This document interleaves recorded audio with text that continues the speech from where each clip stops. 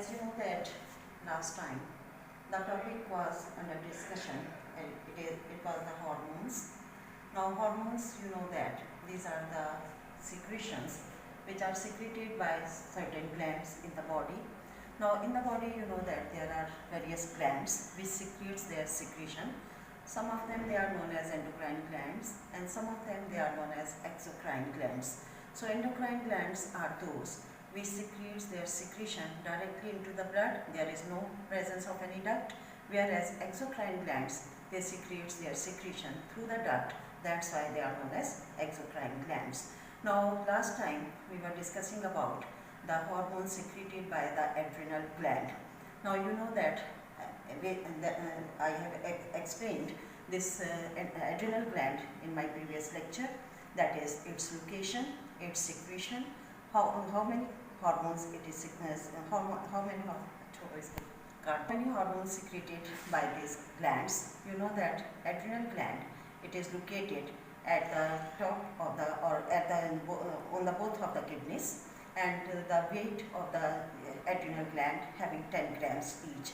Now adrenal gland, it is the most important gland like other glands because it secretes the hormones by means of the two zones or two parts. One is known as adrenal cortex and other is known as adrenal medulla.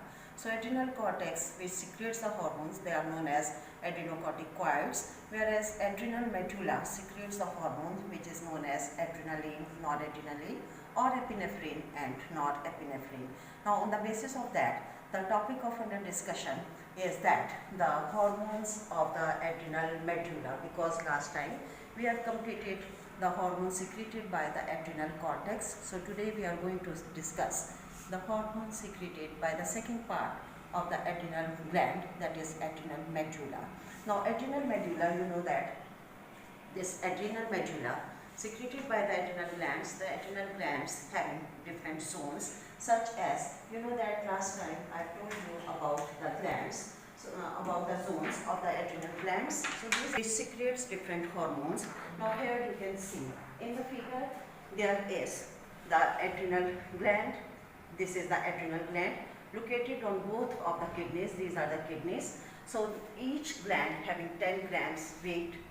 So that's why they are having the two glands over there, that is known as adrenal gland or the pair of the gland.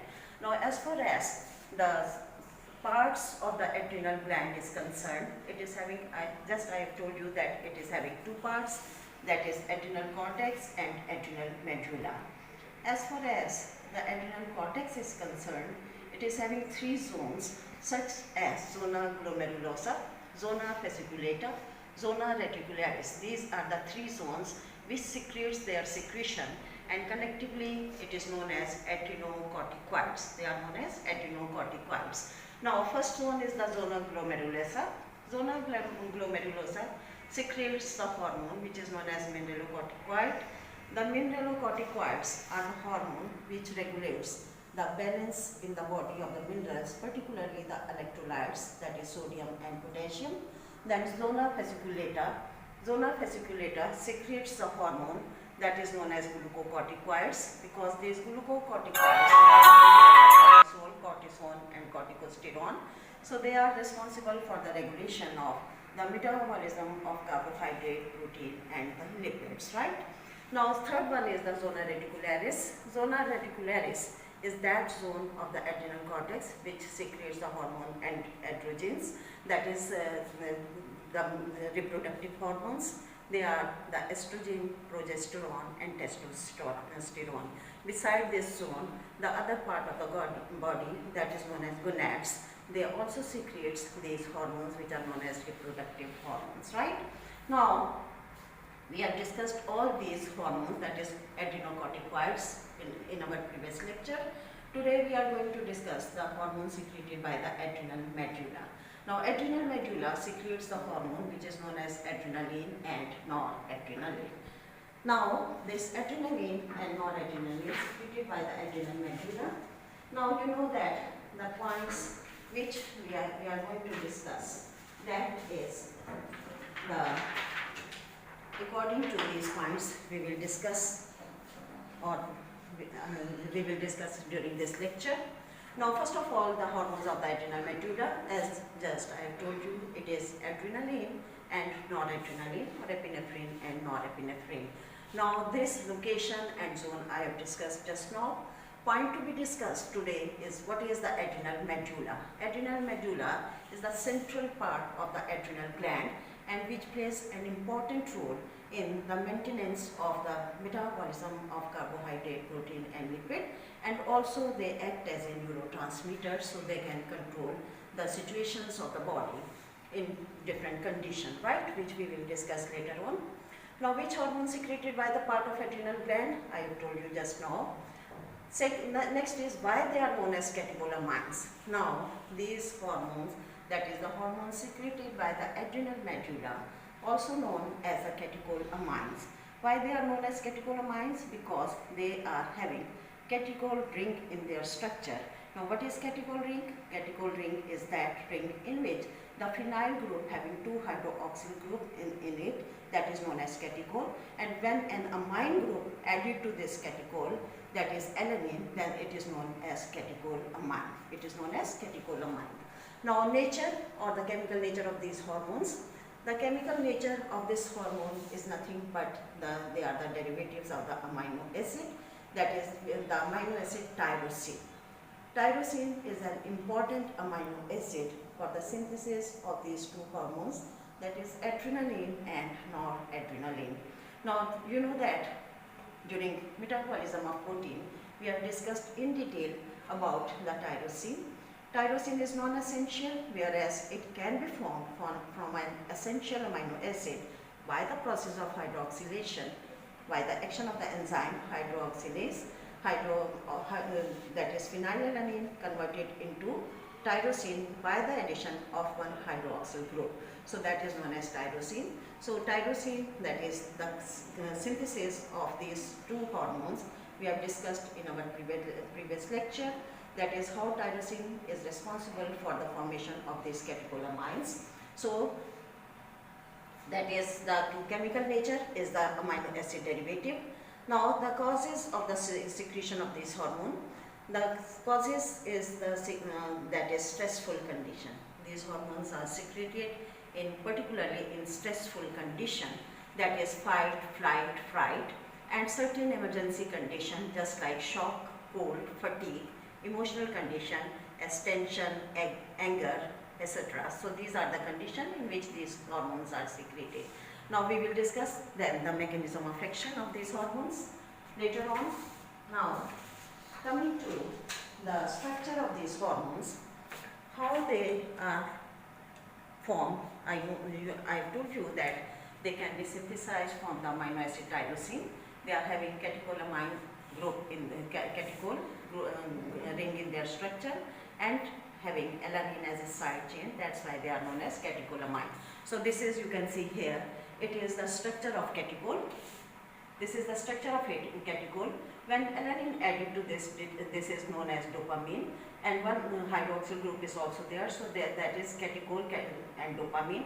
Dopamine is again hydroxylated at this position. It gives the norepinephrine.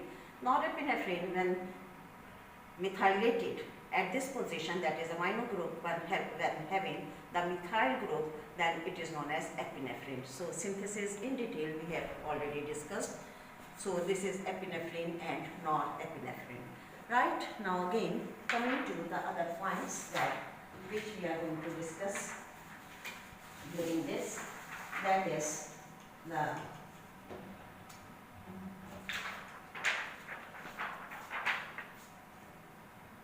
now, before going to discuss their biochemical or physiological action, we must know their mechanism of action, how they shows their mechanism of action. Now you know that these two hormones, adrenaline, noradrenaline, they shows their mechanism of action through the cyclic AMP. Now cyclic AMP, it is also known as second messenger. How the cyclic AMP is formed? Cyclic AMP is formed from the ATP. ATP is nothing but the adenosine triphosphate. You can say that high energy phosphate compound. When it is acted by the enzyme adenylyl cyclase, then there is formation of cyclic AMP. Now, how this cyclic AMP shows their mechanism of action on the release of these hormones or the action of these hormones? The cyclic AMP is responsible for the conversion of inactive protein kinase into active protein kinase by the process of phosphorylation. So when this active protein kinase is formed, then it shows its physiological biochemical actions, right? So that is the mechanism of action. So you can say that these hormones shows their mechanism of action through the cyclic AMP, which is the second messenger, and this cyclic AMP is responsible for the process of phosphorylation of inactive protein kinase to active protein kinase. So that active protein kinase then responsible for the cellular activity, right? So that is the mechanism of action. Now next point of our discussion, that is the biochemical role. Now what is the biochemical role? Now biochemistry, you know that it is the branch of science which deals with the chemical reaction takes place in the biological system or the living organism. So biochemical action of these hormones, particularly on the carbohydrate, lipids and proteins. Now first of all, the carbohydrate when acted by this hormone, or when these hormone acted on the carbohydrate, they causes the increase in the process of glycogenolysis and process of gluconeogenesis. Now what is glycogenolysis? It is not a new word for you because we have discussed in detail about the synthesis, the breakdown of glycogen, that is glycogenesis and glycogenolysis. So when there is glycogenolysis takes place, there is conversion of glycogen into glucose, right? Now secondly, the gluconeogenesis. Now gluconeogenesis, because these hormones are responsible for the maintenance of the glucose level in the body. So gluconeogenesis is that process in which the glucose is formed from non-carbohydrates, that is lipids and the proteins, right? Now what's the role of these hormones in the process of gluconeogenesis? In the process of gluconeogenesis, you know that there are 4 hurdles or 4 points which are known as the breaking points or the enzymes which cannot be present as such, but when they are activated, then there is the process of gluconeogenesis takes place, and these are known as the barriers. These are known as the barriers because there are 4 barriers in the process of gluconeogenesis which require the different enzymes. And again I would like to tell you that gluconeogenesis is not a simple word. It is having a big pathway starting from the non-carbohydrates, the components of that is glucogenic amino acid, the fatty acid. They are responsible for the formation of the glucose, and that is known as gluconeogenesis. So known as the enzymes plays a role in the barrier as a barrier to break the barrier, or there are 4 barriers, right? So these hormones, that is adrenaline and noradrenaline, increases the activity of these 4 enzymes of the gluconeogenesis to convert the protein and lipid into glucose, right? Now again, lipid. Now you know that lipids, again, how these epinephrine and norepinephrine plays a role in on the metabolism of the lipids. They are responsible for the process of lipolysis. Now what is lipolysis?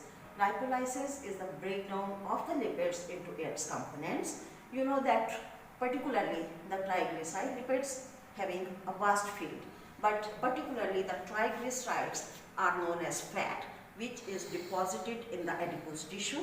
So these 2 hormones are responsible for the mobilization of these depot fat from the adipose tissue, and then there is process of lipolysis or the breakdown of this triglyceride into their components, that is glycerol and free fatty acid. So there are 3 free fatty acids are formed. Each fatty acid then responsible to enter in the process of gluconeogenesis to form the glucose. So that is the main action, that is lipolysis.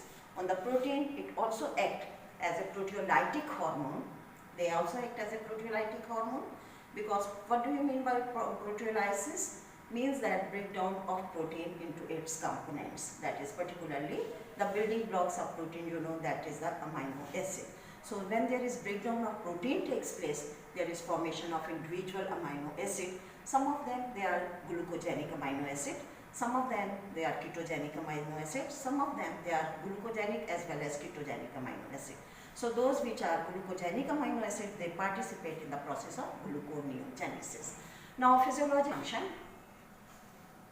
Physiological function, that is what is the effect of these hormone on the different organs of the body, that is particularly the cardiovascular system, that is heart and the blood vessel, on the neuromuscular junction, on the metabolism. You know that these adrenal medulla is the extension of the sympathetic nervous system. We can say that it is an extension of the sympathetic nervous system. You know that autonomic nervous system having two branches, parasympathetic and sympathetic. The sympathetic nervous system having its neurotransmitter as adrenaline and noradrenaline. So we can say that adrenal medulla is nothing but the extension of the sympathetic nervous system.